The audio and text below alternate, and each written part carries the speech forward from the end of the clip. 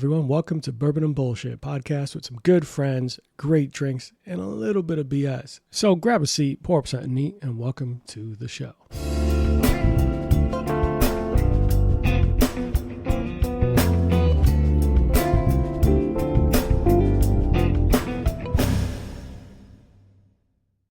All right, guys, so this is part 2 of our Bourbon and Security episode. This will be the last of our Bourbon and BS series, as we will be fully embracing the rebrand to the Last Call podcast with Arthur G. Don't be too sad. I promise you, you will get the exact same great product, just a little bit of a different package. Hopefully you guys stick with us, as I'm looking forward to the many more great interviews and giving you all the content you have been asking for. Thanks, guys. See you soon. And let's jump right back in. Remember, I lived 25 years of my life. I was born and raised in New York. Yeah, so when I moved, but you're very nice. You're very nice. That's what everyone says. Which is wild, because I feel like I'm a dick. No, but see, a lot of the New Yorkers come down here angry, and they be like, "Yo, I'm from New York, blah blah blah," and we don't care. We wrestle alligators and shit. For a second. From New York. Yo, they be on some other shit, and we don't care because I think for the most part we're pretty friendly until we're not. So we really don't care. Like, New Yorkers don't scare us because alligators don't scare us. You know, like, we deal with wildlife. I got black bears in my backyard. No lie. I know. Have you seen the videos that I posted where, like, it goes through my trash and I'm like yelling at them? Like, them motherfuckers scare the shit out of me more than a New Yorker would. Yeah. And that's not to take anything away from y'all, because I know y'all crazy. But it's just like, it's a city crazy versus a country crazy. Yeah, it's completely different. So it's just like, one of the favorite memes I had online was, I hate when motherfuckers, before we fight, they just start telling me, you know where I'm from? It's like, motherfucker, unless you're from Wakanda or Asgard, you can run these hands. Let's go. Okay, so like, so with that being said, do you want to run the fade with a Wakandan or an Asgardian? Who's Wakandan? You run the fade with a Wakandan? Asgardians are gods. Like, you smart, but I think also Wakandans are going to, like, knock they're me a little out. More peaceful. Yeah, I was like, they're not trying to kill me. Remember, some of them are vegetarians. Yeah, but I do feel like if they were like Killmonger. Oh, he don't count. He does not count. You know, I feel like I'm not fucking with Killmonger. I'm not. You know, if you're saying I either have to fight Thor or Killmonger, and they're just going to be their normal selves, I'm fighting Thor. I'm just be fighting like, I'm sorry, Thor. man. Yeah, because I don't feel like Thor's going to kill us. No, he's going to break something. Yeah, but Killmonger's going to take. I'm going to be Off. hospitalized. Yeah, Killmonger. I'm going to have, and then he's going to have like a dialogue with it after while you're dying about, especially me being black. He's going to make it about my ancestry. Yep. And then make me feel like shit as I'm bleeding out. Yeah. So, yeah, I'd rather deal with Thor. And Thor has nicer hair. So Killmonger's haircut, and that was kind of dope. Yo, no, it was dope. It was dope. I started growing my hair out because of him. And then I stopped because it was hot. It's Florida. I was like, you realize if I was in Canada, I would grow my shit out like Killmonger. Jump to Canada. Yeah, not anywhere it's else. Cold. And there are other places that are cold, Edwin. Where else would I don't want to go to New York? Seattle? Absolutely not. It rains too much. That's fair. Portland? Oregon? Population of black? 0? No. There's at least 4. Okay. Remember, you're one of the good ones that we talked about earlier. I know. Good old boy. Nah. I'm good. Nah. For the record, the joke was, for the record, before someone is offended, is anytime someone says you're so well spoken, is might as well call you the house N-word. And that is a problem. It is. When someone's like, hey, you're one of the good ones, that's problematic. Yeah. Please do not think at any point you are ever giving us a compliment by saying phrases like this. Oh, you're one of the good. You know what's crazy is that I feel like I've heard our president say that, but that's for another day. We don't have time for that. That's a 5-hour episode. And you know what I hear all the time say that? Who are here? NFL commentators or people before like this combine or whatever. Like, what about Skip Bayless? Oh my God. You can feel it. He said, but oh, you know he says that he raps along to lyrics without beeping. Yeah. He does not. Oh, that's so funny. Skip does not. Skip. Fucking, I miss Shannon Sharp. Oh my God, do you watch the show? Not really. Not as often. I listen to it more than anything. It's something about his accent really gets me going. Skip. Just his like the interviews he's been doing lately. Skip. He's so fucking country. I love it. I love him. He's an idiot for what he recently got into, but is he though? Yeah, because she was fucking a 5 when he was a grown ass man. So yes, he's an idiot. You want to go there? We can't do that right now because I will go in on Shannon. I can't defend Shannon on this one. That's what I'm saying. And you know what it was? I was thinking about before that when he fucking told everyone else. No, when he was having that whole sex tape thing, and he was like, "Oh, Michelle." Yeah, like that's what I thought you were talking about at first. No, I just forgot about the recent thing where he was with that young chick. Basically canceled. Yeah, he had a stepboy from ESPN. His shows being like fucking stupid. Yeah, that's what I'm saying. Like right now, I can't defend him for this. Smash something your own age. Monique talked to him about this on their interview. I said, you need a grown woman who's going to take care of you. You're old. Stop running around with these young girls. Old black men are stubborn.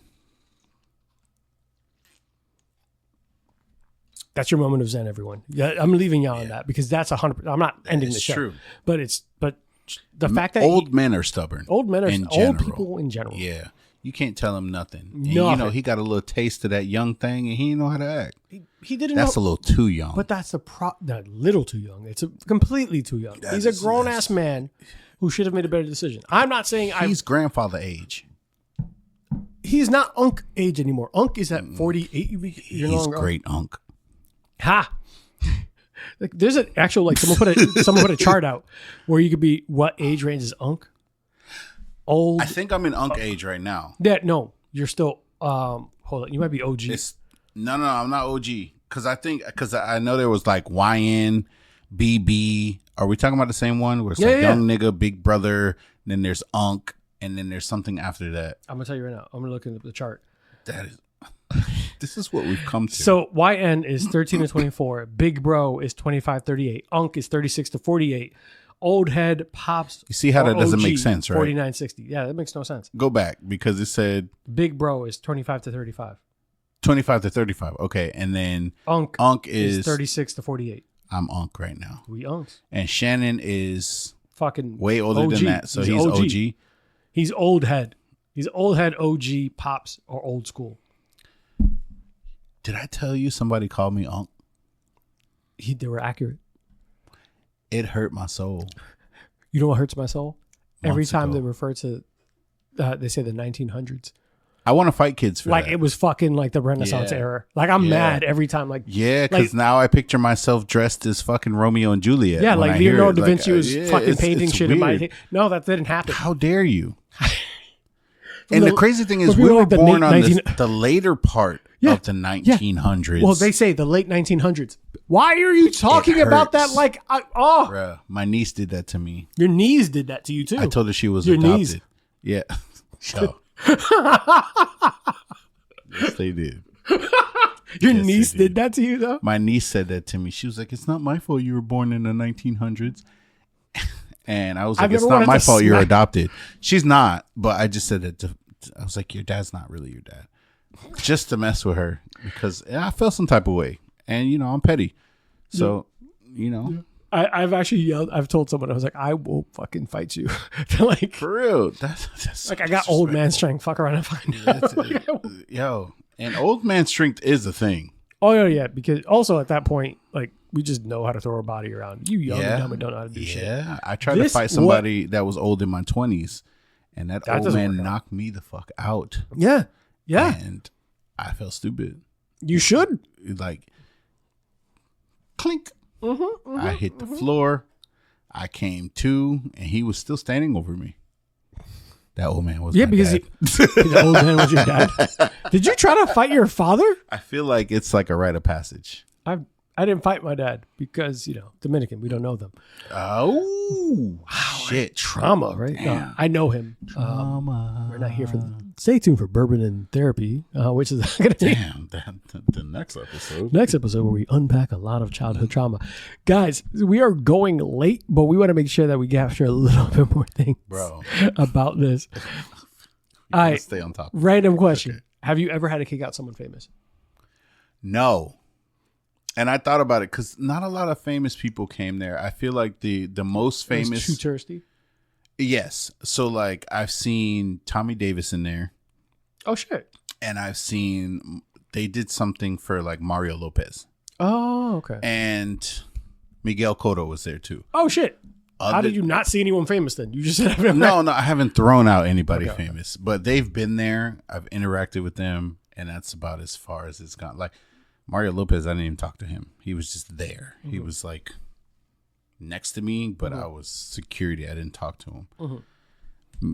Cotto was like, he had a table. Like they gave him a free table just because he came in there. Mm-hmm.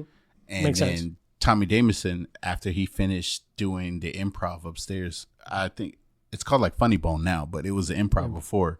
He came downstairs and they immediately was like, oh, hey, just come hang out with us. And he did for a little bit and then he went on his way. But kicking him out, nah, I haven't. All I've kicked out are drunk women and drunk men. No.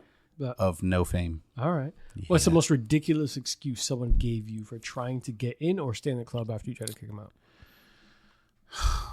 A lot of times it's more like I'm waiting for my girlfriend. That dumb shit. I've had to kick. Okay. I've kicked people out for having sex in the club. Excuse me? Like on the dance floor? On the dance floor and in the bathroom. Makes. Okay. In the ice room. We have an ice room. Or we had an ice room where literally you go in there with like this big, I want to say it's like a tub on wheels, and you fill it up with ice so that you can take it to the bars and fill up their, the little bar area or whatever. I went in there one time, or I tried to go in there, and when I opened the door, the dude closed the door on me, and I was like, what the fuck? I kicked the door open, like literally kicked it open, and he had this girl bent over. And he was railing her. And I was like, you need to get out. I need ice. And literally, his pants were around his ankles. Oh, good. Yeah. His pants were around his ankles. And her dress was up by, like, literally here. Chest. Yeah. Lower chest area. And I saw a lot. I was like, get the fuck out. Did they stop? Immediately? Well, no, they didn't stop immediately. It wasn't until I said get out that they did. Because he was literally, once I kicked the door, he was locked in. He was going to Pound Town.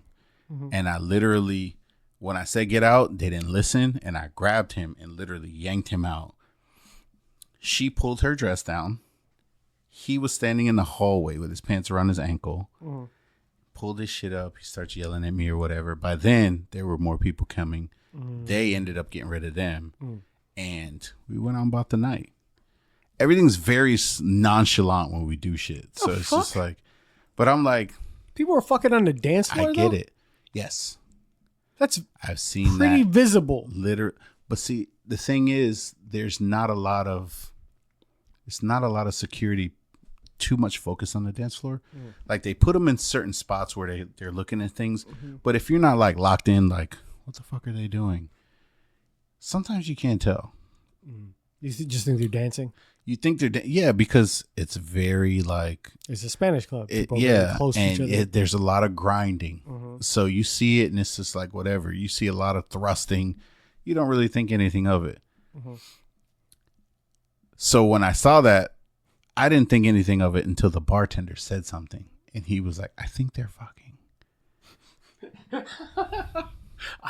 Really casually, I think they're fucking. Yeah, this bartender, he's like really chill, and he doesn't like. He's the type that doesn't care about anything. But he was like, I'm pretty sure they're fucking. Now she's bent over on the bar, and he's just like, it looks like they're dancing. So I walk over, and I'm looking, and I really couldn't see. So I like dropped my radio on the floor, and I got down and I looked over and yeah, he was in there.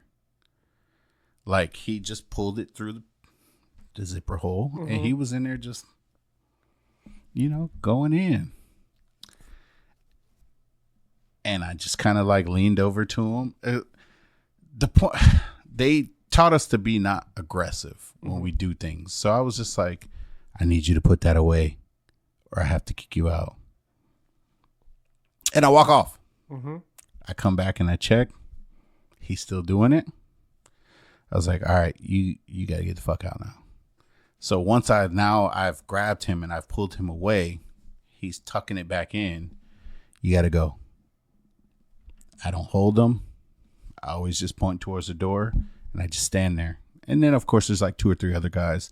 Once they see that there's more than one person, they know they shouldn't. It's like, okay, if you swing, you getting the shit bit out of you. But if by you don't, multiple big dudes. Yeah. If you don't, let's get you the hell out. I'm going to just go. Sure enough, they leave. She stayed. Was that not her man? Guess not. I didn't ask. All right, whatever. But it's one of those things where I've seen a lot of cases where, like, I say cases, but I've seen situations where they'll be together and then the dude will get kicked out and the girl will stay. And then she just moves on to the next.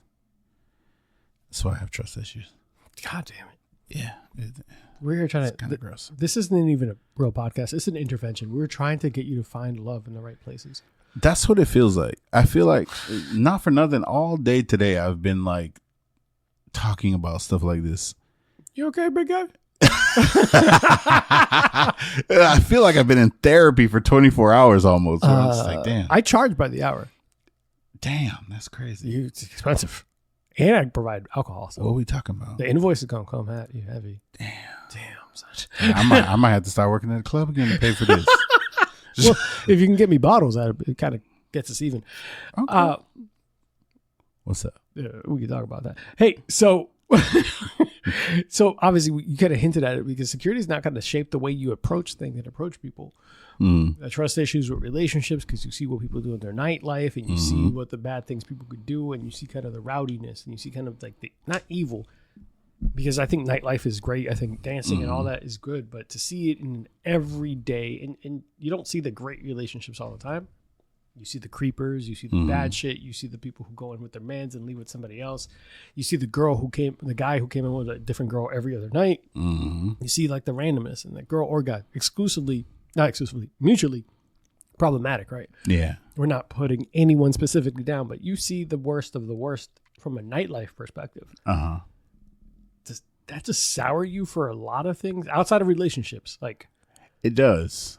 Cause didn't I just say I got trust issues? Yeah, but I said outside of relationships. Yeah, but but that's just in general because I've seen it where like because I guess the implication is that there's a trust issues from relationships, not like the rest of your relationships. Yeah, but then you see their homeboys out there too with them doing the same shit, or like I've seen like a homeboy grab someone's girl or something like that. I've seen a home girl grab another girl's dude and kiss him. And I just feel like, wait, hold on. And I only know that it was one person's girl because when I'm at the door, I'm talking to him. It's like, oh, babe this, babe that, blah, blah, blah, blah, blah. And then there's the home girl. And then when shit goes south, like one went to the bathroom one time, she's tonguing him down. And I'm like, yo, you playing a dangerous game. I'm not saying this. I'm just thinking that it's just like, yo. Working in the club has turned me off to going to clubs too. So like, I'm just like, Does it also kind of make you not like bars? I love bars. Okay, because I'm more of a bar person now. I don't like crowds. Which is crazy because of how long I worked there. But is that part of what happened? Yeah. It evolved because it's constantly surrounded by so much stimulus and so many people and so many people, people touching you, punching, like just pushing up on you or trying to get through, and it's uncomfortable. I don't like being touched. Remember, I told you about the whole like. Hispanics touchy-feely. Like, it's not the same when people are trying to get past you, but it's just the fact that you have to, like, somewhat either move me or try to get me to move. Yeah. So you have to touch me somewhere because saying excuse me in a club, you're not going to really hear that. So there's going to be a tap on the shoulder, or a lot of times, like, when I'm, like, navigating through it, I put my hand on people's back and move them. Like, excuse me. Like, it's always... I'm forcefully moving you out the way because you're not going to move. A lot of times people don't want to move. They're locked in on whatever they're doing, and they don't want to do. You got to drop a microphone. So my thing is like, I pat them on the back twice, and then if they don't move after that second pat, that's when the force comes in. It's like, okay, get the fuck out of my way. But it's just like I don't like that. I don't like being touched like that. So like being in a club, a bar that's not packed, I'll stay there all night. That's where you like the courtesy now. That's why I like the courtesy. I go to this place, Kiwis, by my house. But like anywhere, did you hear that? No, I've heard of Kiwis, but I also heard that. Kiwis is dangerous. Yeah, it is. It's dangerous. The drinks are cheap. It's a little Jerry Springer trailer parky sometimes. Yeah, I never said it was classy. Come a couple meth heads here and there, but it's a good good time. Spice up the night. Good time, you know. Cheap drinks get me to go anywhere. Yeah, it's a cat. I went to a bar in New York, right? Reminded me of Kiwis. And when they're like, yeah, it's a cash only bar, I was like, excuse me? I was like, oh, you guys do drugs. Like, you do drugs. Bro. Like, you guys do meth. And when you start looking around, I was like, oh, a lot of you do drugs. Yeah. I was like, oh, there's at least 2 people on meth right now. I got a friend that if I tell her I'm going to Kiwis and I invite her, she'd be like, I'm not going to Meth Central. That's what she calls it. And I'm like, damn. Kiwis is not a sponsor or would never be because we have just called their clientele. Yeah. Listen, I love Kiwis. And I go there. I'm not going to say I go there like every week. But like if I'm trying to stay on my side of town, hey, you want to go to Kiwis? I love Kiwis. They got the best fucking wings and they got really good drink deals. It's just, you know, every once in a while a meth head might come in there. Yeah. If you make wings and beer that cheap, you're gonna get a meth head or two. It's fine. It's fine. It's part of they the got process. 3 for $11 Jaeger bombs. Oh my God. And back when Jaeger bombs were a thing for me and my brother would sit at that bar 3 order for 11 rounds. Jaeger bombs is a problem. Yes. I stopped drinking Jaeger, by the way. Or I stopped drinking Jaeger bombs because I could feel my heart pounding. So I was like, yeah, I got to chill out on that. But they have a lot of 3 for 11s. And it is heaven. 3 for 11 Jaeger bombs. You stopped drinking Jaeger because you started getting heart palpitations. Bro, I knew it because one night we were just down in Jaeger bombs. Me and my sister. She's the one that put, well, no, it was actually a Puerto Rican dude that put me on the fucking Jaeger bombs, which is crazy. Yeah. It was when I was in the Coast Guard. Oh. They literally, you know, he was like, yo, I got this drink. I'm 19 at the time. And they snuck me into this strip club in Hollywood. And it was like a thing. I was cool enough to chill with the older people. So they were like, oh, come with us. I'm like, all right, cool, whatever. I wasn't going to drink. I was just kind of chilling. So, you know, I'm just sitting back chilling. And he's like, I got something I want you to try, Poppy. I'm like, what you got? This Poppy shit's going to resonate with you forever. Bro, listen, everything is Poppy. Poppy or Papito. I'm just like, yeah, bro.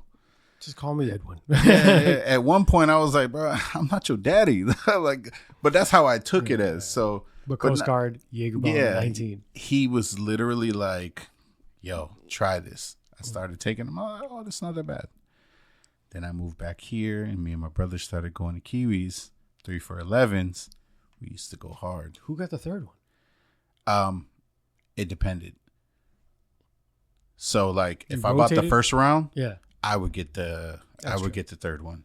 Then once the second round came around, he would get it. Yeah, so sometimes we would just order 6 at a time.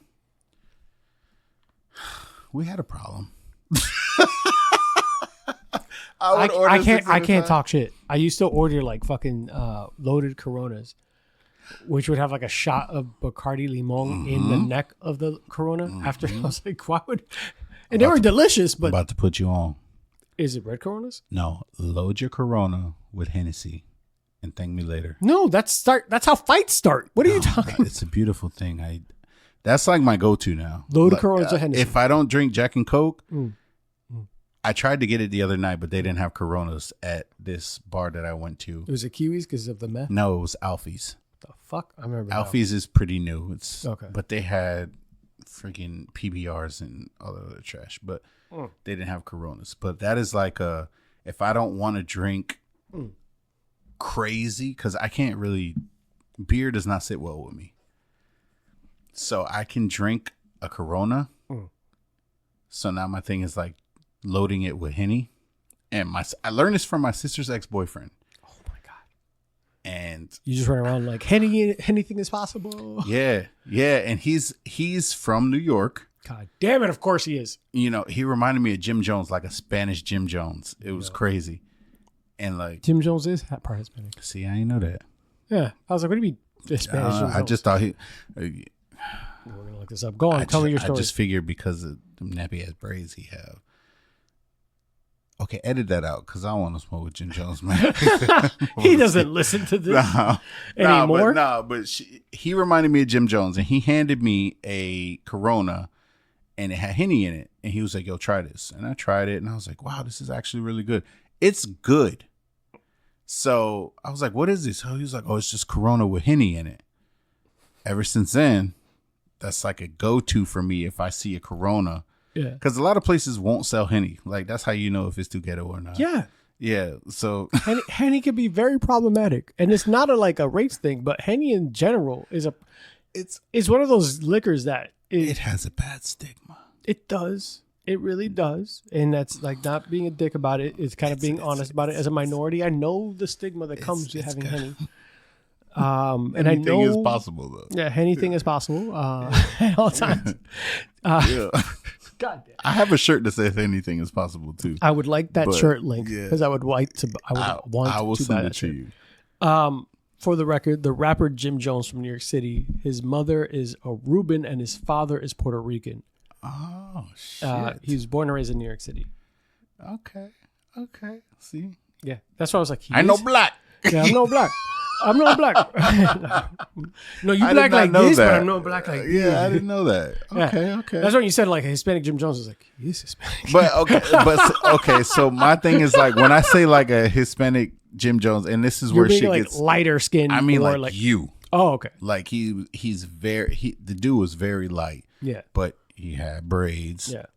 And it looked like them braids had been brushed over with a brush. You know, because Jim Jones got them raggedy braids. I feel like he gets fresh braids and immediately fucks them up. I feel like I don't think he ever wants fresh braids. I think he wants to look homeless. Yeah, he really does get it, and he just grabs a brush and just starts brushing the shit just to make it look like ass. Yeah, I don't know why he would. I don't know. You have way too much money for your hair. It. Yeah, both of us said the same joke. He has the money for it. Like, I don't know why you want to look homeless. But yeah. I'm telling you, I just want you to try it. Henny and Corona. Henny, load it with Henny and a lime. All right, I'm gonna try it. And I swear to God, if I regret it, you are zelling me that. You can shake on that. Bet. For real. Yeah, I'll try it. The next time I go to like Ale House or something like that, I'll be like, try it. Let me know what you think. But you're gonna thank me. If I thank you, I will 100% acknowledge that you gave me the right decision. Like, all right, cool. And I do it all the time, and I post it, and everybody's like, ill, and I'm like, hey, I'm knock it till you try it. I'm willing to try most things twice for alcohol, not for like life. There's some things. In life, you just need it to happen one time. Yeah, even then, some of those things are no go from the get. Or I mean, some things I just learn from others. Yeah. You know. Oh, all the time. One of the I've learned as many of my mistakes as possible from other people fucking it up. When I see some people, someone's like, "Yeah, I did this and this." Like, ooh, turned out bad. All right, I'm not doing that. Okay, that's why I don't have kids. Mm-hmm. Every time, because I see how baby mamas act. That's not the reason for me. I'm gonna tell you something that made me laugh. Is that I said this to a friend. I'm like, 95% of the time that my friends talk to me about their kids, it's never a good thing. They're always venting. They're always saying like, this fucking kid, you know what this little son of a bitch did? And then at the end of a 30-minute rant about how their kids are awful, it's like, but it's the best decision I've ever made in my life. It doesn't sound appealing. And I'm like, I feel like you just want me to be in the same hell as you. You want me to be as miserable as you Misery loves company, and you're hoping that I get to experience it with you. And I'm like, I don't want to. So I'll say this. I'm sure they're happy. I don't have kids. I was a stepdad before. And it you were did married? Nah, hell no. You said stepdad, motherfucker. I was a stepdad. Like, you know, come on now. You were dating a I was dating a Latina. Oh, yeah. Okay. So I was a stepdad. Okay. And we was together for like 8 years or whatever. So I had to help raise her kids. Specifically, her youngest made me want a kid, which I thought was weird. I just knew it wasn't going to be with her. Yeah. That makes sense. Because, you know, we're creatures of habit. I see how things are. I saw how she used to treat her baby dad. I would never be that person. So it's either we were going to stay together and not have kids, or we were going to break up and maybe one day I'll have a kid. But it kind of changed me from not wanting kids to like, you know what? Maybe it's not that bad. I like being an uncle. Every time being the funkle is fun. It's so much more fun. You know why? Because I can go over there, get drunk with the kids, have a good time, say some outrageous shit, give them sugar. 5 pounds of sugar. 5 pounds of sugar and just dip. And leave. And I'm still thinking about getting that 3-foot gummy worm for my niece. You should go on Amazon and just start looking that shit up. Yeah, because I love my sister-in-law that much. You're going to ruin her life for a weekend. My brother's a firefighter, so I'm going to do it when he's on shift? When he's on shift, and she has to deal with it. Yeah. God. Yeah. You are fucking maniacal. Like, what is wrong? It's kind of funny. I think a lot of things through, you know? It's funny because I do it too. I would do that shit too. All right. So what's one lesson from outside of trust issues, because we've talked about it more than once, what's one lesson that you learned from working in that industry for so long that still sticks with you? I've learned patience. Really? Yes. That makes sense. Because in the beginning, I was a little bit of a hothead. Okay. Like I was okay, let me take that back. I feel like my whole life I've been pretty chill. Really? But that job. How'd you go from a hothead to a chill person? I'm getting there. All right. That place kind of makes you a hothead because I was chill growing up. I never really got tried. Working there, I got tried a lot. And the first time I got tried, I reacted and my boss scolded me for a minute. So I had to chill out. I kind of learned how to deal with drunks. If you can deal with drunks, you can deal with anything as far as I'm concerned. You know, so now like every time there's some kind of situation, I don't get mad. I'm just like, okay. And I try to talk things out.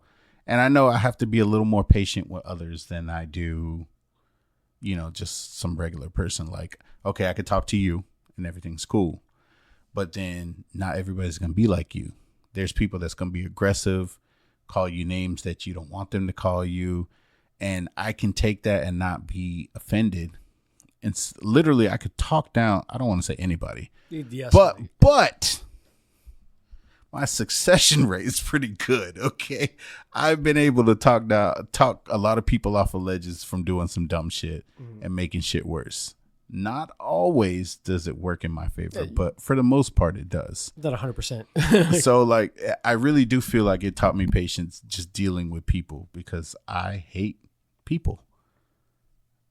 I know. No, it may not make sense. No, it's a common thread with people who've worked around people at their worst or the craziest and the lowest inhibitions. Yeah. Like, you're not seeing people 100% composed. Yeah. So you're not seeing the best version of someone. Not usually is someone drunk the best version of themselves. Yeah. So drinking, partying, but I feel like them drunk is their true form. Yes and no. I will say that the environment also matters. Okay. So where you're at, where this is if you want to fucking make it like animalistic, you're at a place where everyone's trying to like dance, get their hormones are all the way up through the roof. They're enjoying themselves. Alcohol is flowing, music is flowing, emotions are like people are not able to communicate correctly because music is pumping. So this isn't a calm collective place. Everything is going at a rapid rate. So you have now sped up, heightened, lowered inhibitions and heightened hormones. That's not the real version of himself. Yeah. That is a magnified version of himself in a small concentrated amount with other people who are also going to impact each other. Okay. Environment matters. If you and I were drunk alone and we're like here at a small group setting where we could be relaxed and it doesn't have to be hyped up, that would be a closer version of me. I think it depends on the person too. True. That's fair. Because my drunk is universal. Like it's the way I am when I'm drunk. Because you're a mature, patient person now. But even before then, really? I've never been like an aggressive drunk. I'm always. That's my problem is I'm like a loving drunk. So I get drunk and I'm like, man, I really appreciate you. That's why I don't get drunk often because You don't want those emotions don't need to be put out there. You just want to be real with your feelings. Listen, we're gonna talk about that on another day. Yeah, the therapy one is coming up soon. Yeah, but this is like when I'm drunk, I just want to have a good time. That's fair. And I don't want no shit from nobody. I don't want my friends fighting. I don't want anything. And then I'm just like, man, I love y'all. I appreciate y'all being here. It's been a while since I was drunk on my birthday, but prior to that, was a week ago. It's been a while since I was drunk. 7 days ago. That was a different type of drunk because I ate shrooms that day too. What the fuck? You can't just throw that out. But I feel like we can talk about shrooms. They technically aren't illegal. It was my roommate's idea, and so she's like, "Oh, let's try shrooms." Now, 2 weeks prior, we had tried shrooms. I tried them for the first time. Wait. That was your second time ever trying shrooms? Yes, it was on my birthday. The first time I tried shrooms at home because I heard like, you got to be in a good headspace, blah, blah, blah. It's like, okay, I'm always in a good headspace. Let's do it. So I ate quite a few, not the chocolates, but the actual shrooms. And it took a while to kick in. So then I ate like one of those big bulbs of it. And I was stuck. You impatient motherfucker. I'm very impatient. That's why things like that aren't for me, because if I don't feel it after a certain time, it's like I need more. I got stories about weed brownies. It's crazy, but it's a different time of day. Yeah, but the shrooms, like, I really enjoyed it because, like, I just sat and watched Netflix. Okay, but while I'm watching Netflix, these people, their faces are like morphing. Oh my god! And into vampires, but I'm not like talking like Edward Cullen vampires. I'm talking about like Morbius. You saw that horrible movie? Oh, that was an awful movie. Yeah. Great comic book character. But terrible movie. The way their faces changed, that's what I was seeing. So I have concerns about the fact that you knew Edward Cullen's name so fast too. Well, that's a different day. I was in a relationship for 8 years. I'm not here to judge you. Go on. And my ex loved Twilight. Morphing vampires. Yes. On Netflix. So okay. The show I was watching was called Love on a Spectrum. No. Could you imagine? Go on. Oh my god. What were you watching? It was like Ahead of the Game or something like that. The fuck? It was a basketball show, and it's got Goldie Hawn's daughter in it. I'm sorry. Goldie Hawn's daughter's in it. You were about to shock me. Goldie Hawn is a lesbian? No. It's fairly new show. It's only got one season. It just came out. Okay. And I'm watching it, and they did a lot of close-ups on her. And every time I looked up, her face would mutate into a vampire. And I would just giggle. And then it was her. Then it started being other characters. Shit got real when my mom came over. And she brought food or whatever. And I looked at her and I was like, ooh, I got to look away. Because if she turns into a vampire, I'm going to fucking lose. So literally I opened the door and I sat back on the couch and I would not look at her for the rest of the time she was there. Because I was just like, this man was high off shrooms. It was beautiful. But on my birthday, I did the shrooms. And then everyone proceeded to feed me alcohol as if they were on a mission to kill me. So like halfway through the night, I'm like seeing shit. And I'm like, I don't know if that's real or not, but I need to sit down somewhere. That's why I can't do shrooms. I've never done shrooms. I can't do it because I feel like I would lose my fucking mind. It was fun. Okay. But also, I'm saying it was fun when I was at home. Just chilling. Yeah. Well, running around, but doing too much, because I've seen people do shrooms. Like I went to Wekiva Island. I had a birthday there, and one of the girls there, she brought me shrooms. What the fuck? I didn't eat any of them, but she brought me some. But then she ate some, and then like when you rent a cabana over there, they give you a free canoe or whatever. She took the canoe, and on shrooms. She left. When she came back hours later, I forgot she even left. When she came back hours later, her and her sister were topless. And I was like, oh, we just feel everything. Like, you really do feel a lot. But I was like, bitch, put your clothes on. We are in public, I was man. like, literally, there's kids there. And they're just rowing down this little river, topless, just like Problematic. Yeah. So the clubs taught you patience. And I met them in the club. God so, damn it. Yeah. But no, it did teach me patience. And about being touched and all that stuff. That's where we started with like getting drunk and people being at their worst when they've been drinking. Yeah. I think that to your point, like depending who you are, because I'm just me with the volume up, drunk. Okay. Like that's all I am. I don't really want to fight people. Like 50 Cent, I love 50 Cent because he'll say some banger ass quotes. Yeah. He's like, I don't want problems, but if you want problems, no problem.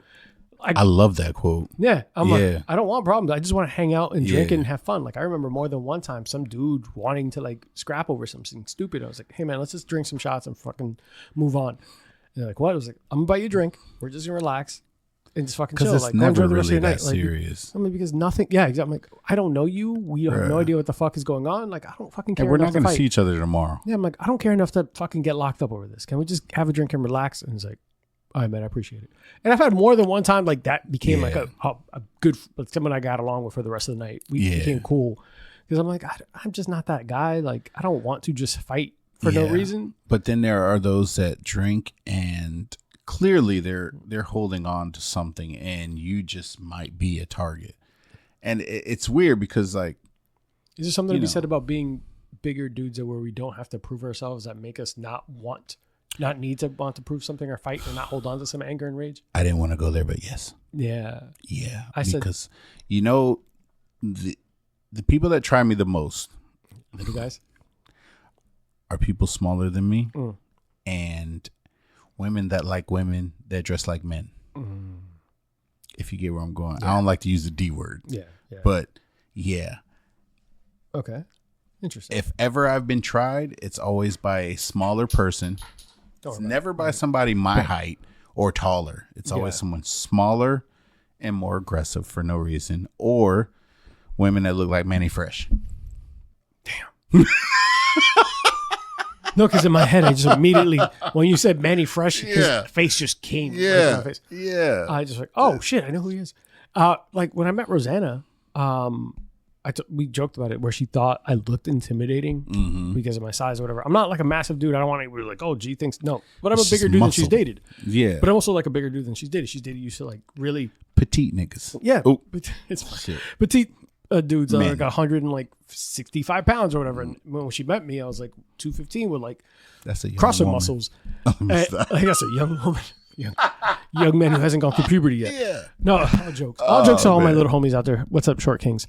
I'm gonna put stuff really high up for you, and you're gonna need a step Short stool. Kings are bold, and they get more play than I do. I ain't even gonna front. Short Kings, they got nothing to lose. They're already short. They have Riz. Yeah, because they've had to practice. They do. They've had to fucking just go. I got there. nothing but respect for them. I ain't mad at them.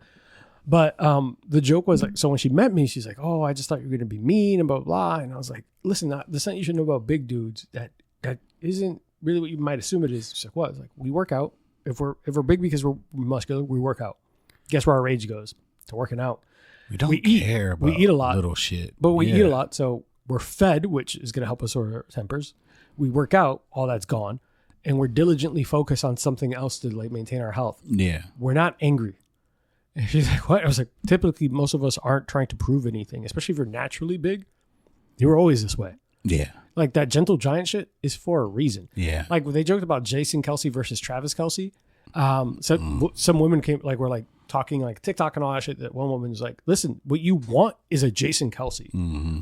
That dude's been a big teddy bear, protective. It's been good to people. He's never had to prove himself. He's always just been big, strong, and knew who he was. He was always confident. Where someone like Travis, yeah, he might be good looking. He's fun. He's doing all this crazy shit, but he's all over the place. Yeah. He's like still like Jason's responsible, been the grown man.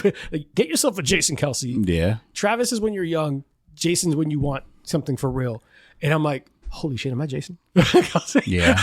Like, yeah. But a lot of my friends, shouts out to John Estrada, who threw a bottle of PBR at someone. Good job, John. Who are more likely to start the fight. I've been like the smaller friends. Sorry, John. And we're like me. I'm just like, I'll finish it, but I really don't want to have it. I want to hang out, but if my homie's getting into a fight, there was a stage in my life where I was going to protect my friends no matter what. Okay. Now I might be like, did you deserve it? Like, I'm gonna stop it if you're gonna get jumped or if you're losing the fight. If you're losing the fight, and you've been problematic, I might let you get hit once or twice, then save you. Okay. Only if you're being problematic. If your friend, you know those friends that like to pick fights over and over and over. None of mine specifically here, but I've had friends that be like, I'm out looking for problems. I was like, man, I'm not here to be your security guard every night. I'm not running around. You don't pay me enough for this. But you know, that's the thing about being friends with women too. Think about that, because I've dealt with more problematic women as friends. Really? That get into shit that, you know, like. I've had the opposite.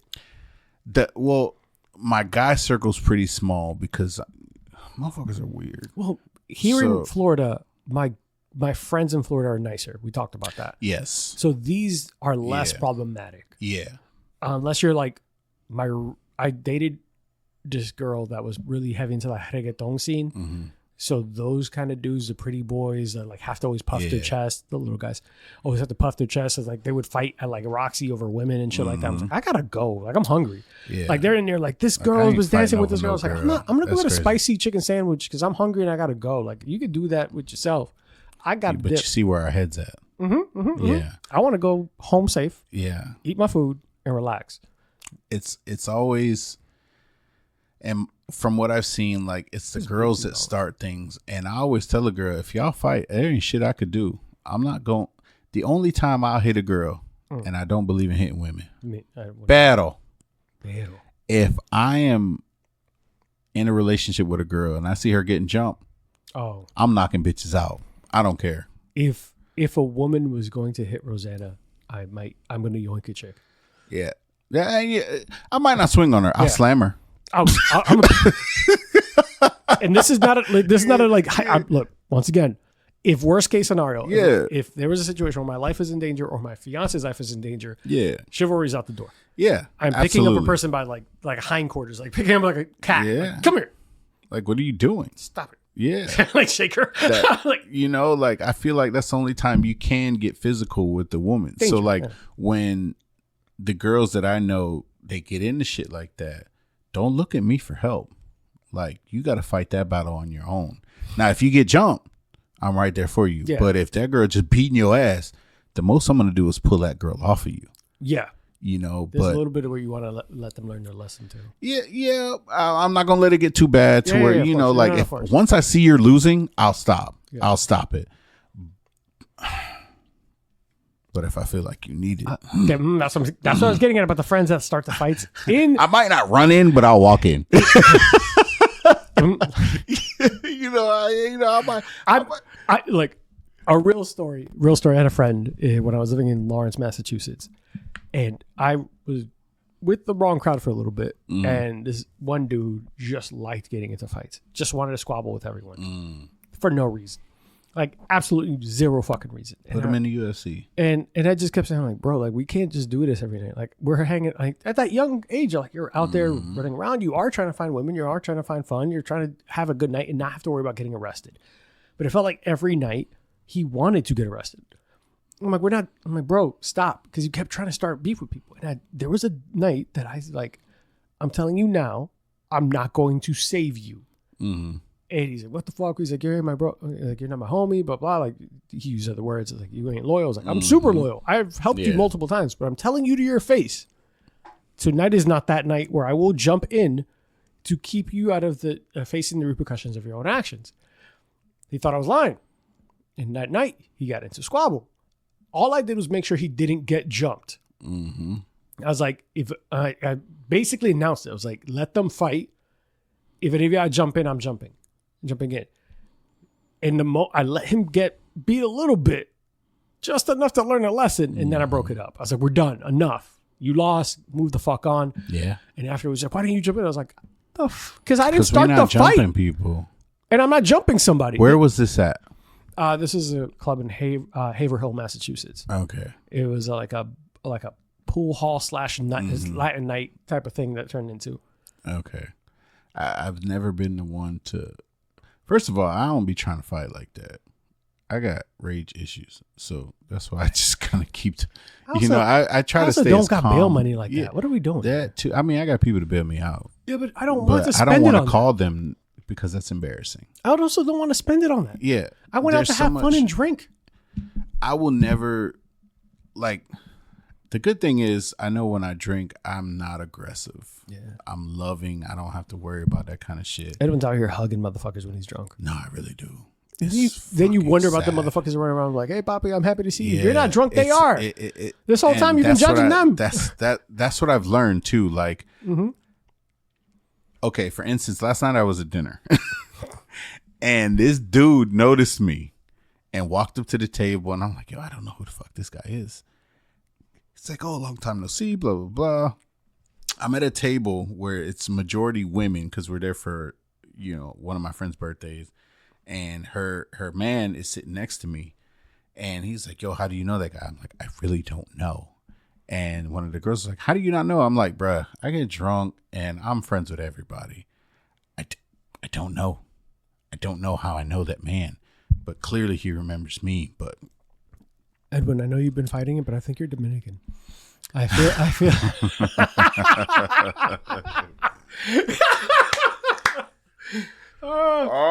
You can be mad at me, but you acted like the guys that called you Poppy. You know it's crazy? Like, you just did the Poppy thing. I used to try to lean into that shit a little bit, like just to fuck with it. I even changed my Instagram name to like Dominican Denzel at one point. I remember that because I was on some dumb shit, but it was just like, what was your name? Became like listen to Edwin, bro. Now it's just listen to Edwin because I feel like I give more advice than anything, bro. And it's like, just listen to me and you'll skate through life. We're gonna close out soon, but one of my favorite running jokes was I was telling people that you were my gym partner, and online my mom believed that. Just so you know that. Are you serious? Yes, it was you and another person. This guy Greg, and she was like, "Are you gonna go work out with Arthur and Greg?" And I'm like, I hate you. I was running around like saying your exploits about how much you were lifting, how motivational you were, and all this shit. It's like, I've never once worked out with Edwin. Bro, I don't even know where that came from. I'm not motivational. No, I don't know where it came from. I don't remember the it has something to do something about what I posted one day, and then everybody got on about wanting to work out and stuff, and you were like, yeah, you could be my gym bro. And it was my other homeboy too that he was like, yeah, meet me at the gym at this time. Mind you, you live all the way out here. He lives all the way out, probably closer to you than he does me. And then I live in Altamont. And I was just like, I'm never working out with these people. I'm trying to keep it close to home. But y'all kept it running, and I just kind of ran with it. Yeah, I started tagging you every time I check into the gym. Yeah, I remember that. And then my mom's like, oh, I see you're at the gym with Arthur. And I'm like, this motherfucker. But I'm not. I was like, I'm not, but I'm just gonna let her be. I started leaning in hard. I was like, yo, like, what to go, Edwin, fucking a PR, a deadlift, see, like some bullshit. And y'all lift different than I do. Cause I think that was back when you were doing like CrossFit and stuff. And I've always been doing like the powerlifting thing, which I'm definitely about to get out of because I keep fucking myself up doing that shit. Yeah, you can't even drive for 2 hours without hurting yourself. Bruh.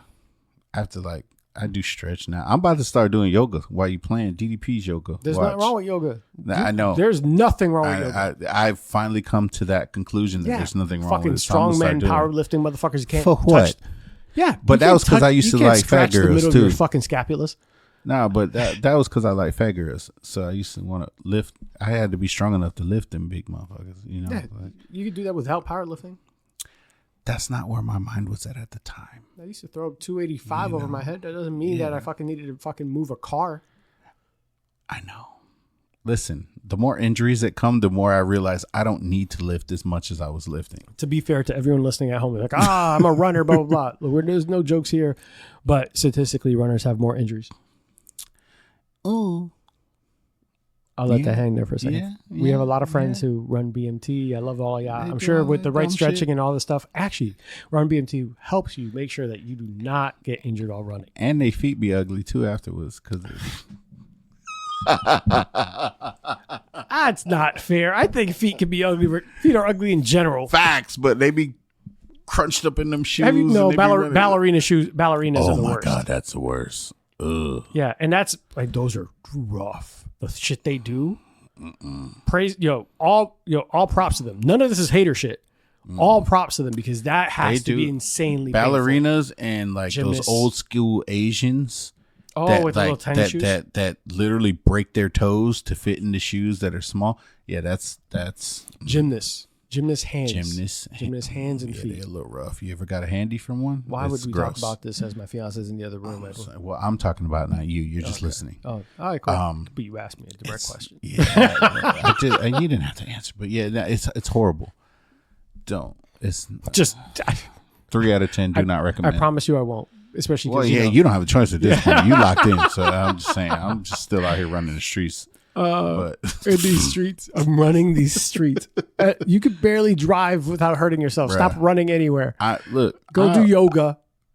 No, I'm really about to start doing yoga. I'm dead serious. I was about to make a joke about Shannon Sharp. I was like, get yourself an old chick that's going to take care of you and not be running these streets. I will not be Shannon. Because that's crazy. Lesson of the day. Don't be Shannon or Drake. Damn. Ooh, looks like it's getting complicated. Oh, that's my vieja. Yeah. We are closing out, but would you ever, quick and easy, would you ever go back to that line of work?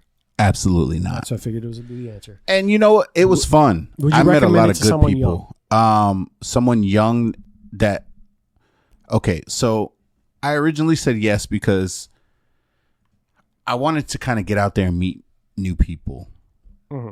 And not on some like dating stuff, just to get to know, what's out there in Orlando. Orlando was like a new thing for me. Yeah. So I was like, all right, yeah, I'll get out there. I'll get to meet some people. That I would recommend it for that. Mm-hmm. Aside from that, absolutely fuck not. Like right now, I would not. Good. And that's just because I'm just tired. It was fun. It takes a toll.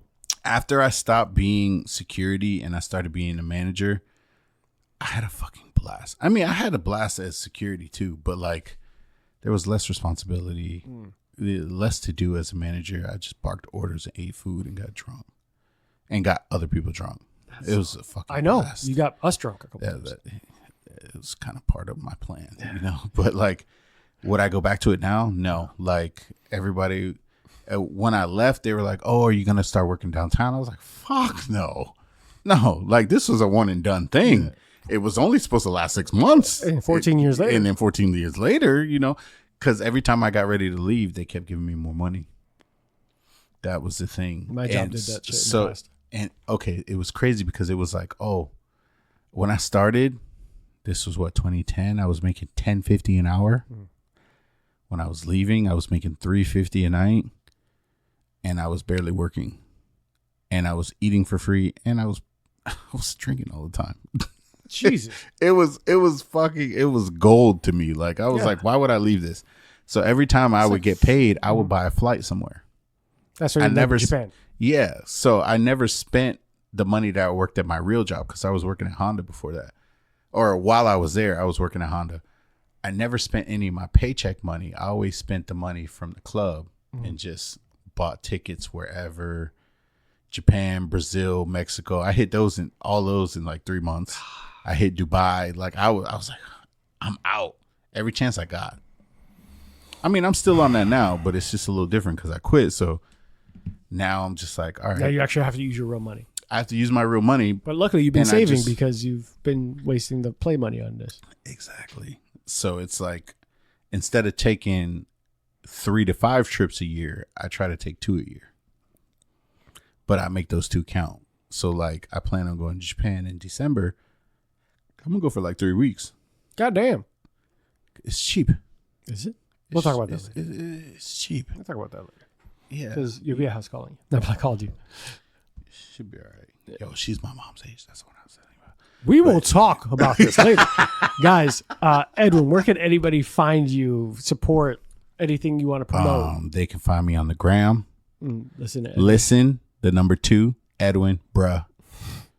Okay. BRUH. If they need their garage doors fixed, I do work at this place, Garage Door Repair LLC of Florida. We do have a shop in Ohio too. Oh shit! I got people who listen in Ohio. Actually, shut up, for real? Yeah, yeah. So in Ohio, we got one in Mainville, and Dayton, and Columbus. I have people in Columbus and Dayton. Yeah, so all they got to do is quick go, and it's a simple name, Garage Door Repair LLC. Oh, shit. Pops up, yellow logo, yellow and black logo. That's us. 24-hour service. Kind of crazy, yeah. But yeah. Well, when I fuck on my garage door next, I'm calling you. Call me. It might not be me that comes out there, but I'll send somebody to take care of you. Yeah, it doesn't have to be you because I'll just get you drunk and I think you'll fuck on my garage door. We don't need that. We don't need that. Guys, it was a lot of fun having Edwin on. I'm sure we'll at some point get him back on to talk more about I hope I can come back. all this. Yeah, you're always welcome. Hopefully you guys enjoyed the episode. If you like what we're doing, like, subscribe, follow on every social. It's at Bourbon _and_BS, but it's going to be changing soon, but just keep an eye on that. We're going to be the same product, but a little bit of a more palatable logo for those who have concerns with, because we only seem to be drinking brown water by the looks of the logo, but it's not that. We drink whatever the fuck we want because spirits are fun for everyone. And want to make sure that you guys continue to follow on YouTube, Instagram, and TikTok. We're going to be putting out some more videos, drink videos, long form videos, and partnering with local bars and distilleries to talk about things that people ask, like what are the 5 home bar essentials that you need if you ever want to entertain, including the starting spirits list of what you should have if you're trying to entertain at home. As you get older and you might not want to go outside, just make sure that you don't waste your time, energy, and effort. And some of the top questions that people want to ask their bartender or ask their chef or ask people in industries. We're going to keep working with everyone around local. Keep an eye out on that. And if there's something that you want to hear or someone you would like on and you think they might be interested on coming onto the show, make sure that they give us a shout. They can message us on Instagram, and we have actually taken requests via that way. So you're going to see a lot of upcoming shows based on people who reached out to me via socials. So definitely request me again. Edwin's going to be welcome back, but we're going to keep his vieja out of it this time. Yo, I didn't expect her to again. Guys, stay safe.